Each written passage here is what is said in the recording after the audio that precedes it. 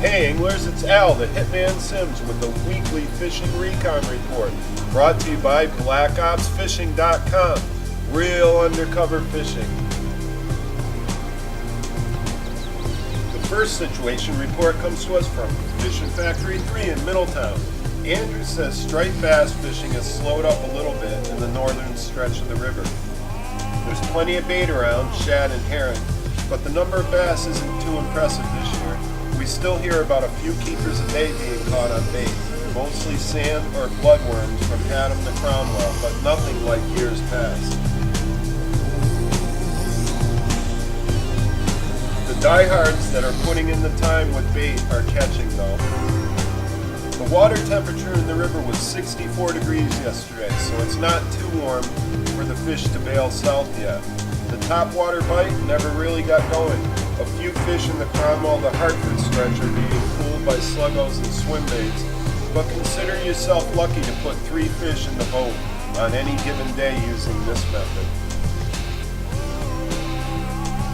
There are still some fish north of Hartford, so we have our fingers crossed that these fish will intercept some herring in the Middletown Cromwell stretch for a few days of topwater fishing, as it did last year around the 1st of June. Catfish continue to cooperate, with some big fish being reported in the Haddam area. Most of these fish are being caught using chunk bait once the lights go out.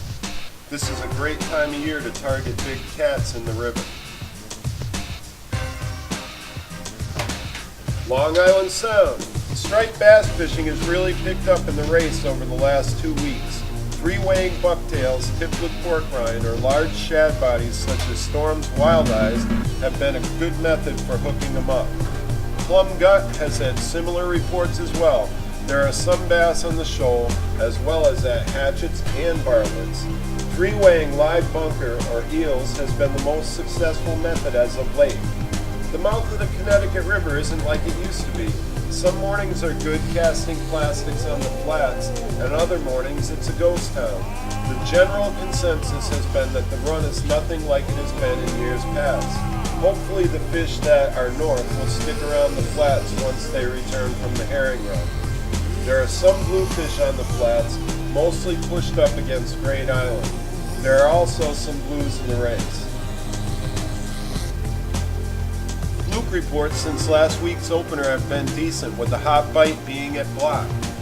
Reports of a mix of shorts and keepers, mostly shorts, are coming from Nyack Bay and Long Sand Shoal. Nesquamicut and Fisher's Island are reporting the same. Plenty of fish, however, most of the fish coming over the rails are short. It's been a great squid run in Long Island Sound this year. Andrew says a few customers have been telling him that tying a squid jig above their fluke rig scored them a good amount of squid, especially behind Fisher's Island. And Andrew says don't forget to inquire about the season-long fluke tourney next time you come in. Our next recon report comes to us from Connecticut Outfitters in Weathersfield on the Connecticut River. Dan E. landed a few really nice pike over the last week. The largest, a healthy 39.5-incher, caught on a live target herring pattern swim bait in 8 feet of 60-degree Connecticut River water. The river was fairly muddy, which slowed the striper bite a bit. Still some keepers being caught, but no quantities. Lane says there are more stripers to be found in the Windsor area. Shad fishing is still holding its own. The big news this week was Ethan K. helped weigh and confirm a new Connecticut state record carp. It really does pay off to go to the free seminars at Connecticut Outfitters. Ethan says with the popularity of carp fishing on the rise, he wouldn't be surprised to see the record broken again and again over the next few years. Weathersfield Cove. Crappie and perch are hitting small shiners very well. Catfishing is good in the coves and the main. North of Hartford, striper reports are strong from the section of the river above the Bissell Bridge all the way to Enfield. Sluggos and Lloyd's lures reported to be the go-to baits. Salmon River and Farm East TMA areas.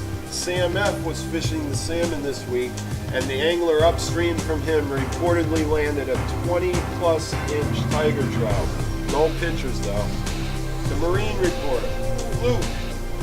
New regs, 5 fish per angler per day over 18 inches. Considering the last 2 years, these regulations are excellent.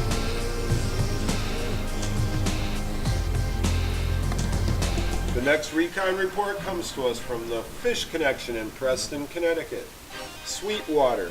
Still good reports from the trout guys and girls, but most of the customers are heading to the salt now that fluke season is open. The Thames. Cheyenne tells us the stripers are out of the coves and in the main river now.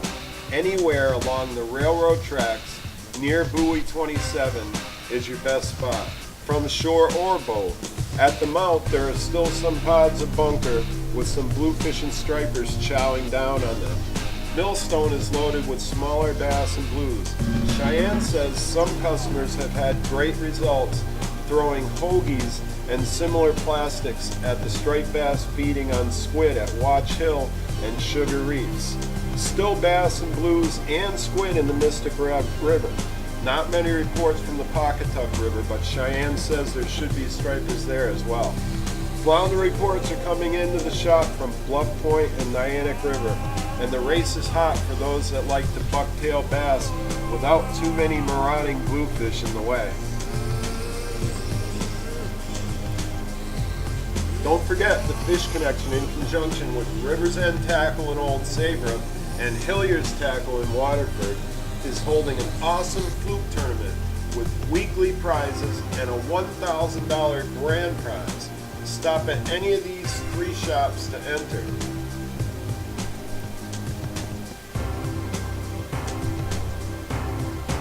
Our last report for 5/22/12 is from Hilliard's Tackle in Waterford, Connecticut. Great news from John Hilliard. Starting with flounder, John says there are still fish in the Niantic River, but they are now migrating and can also be found along the beaches. John reminds us we can fish on the day of May 30th, but the season is closed on May 31st. Porgies have been showing up over the last 10 days or so. They're running big, but they're not many yet. Best spots to try are white and black rocks. Fluke. It's still early, but John says it seems better than last year at this time. The fishing at Montauk is spotty for some reason, but Isabella's, Black Point, and Millstone have been good, and the shop has already weighed in a 10-pound and a 10.7-pounder caught from these areas. Make sure to enter the fluke tournament before you go out. Striped bass fishing is really good. 3-weighing bucktails or wire lining bucktails are the best methods. The hottest bucktails are the striper snacks in these colors: holy guacamole, blueberry muffin, and broccoli and cheese. These are really nicely made lures. Stop in the shop to check them out. John says the bass are outnumbering the blues, but that won't last long. Last but not least, John says there are tons of squid everywhere. They are very thick and have been in for a while. John says it's just a theory, but the obscene numbers of squid in the Sound this year may be why the fishing is so good. This has been Al the Hitman Sims with the weekly Black Ops Fishing Report. Until next week, keep off my bass.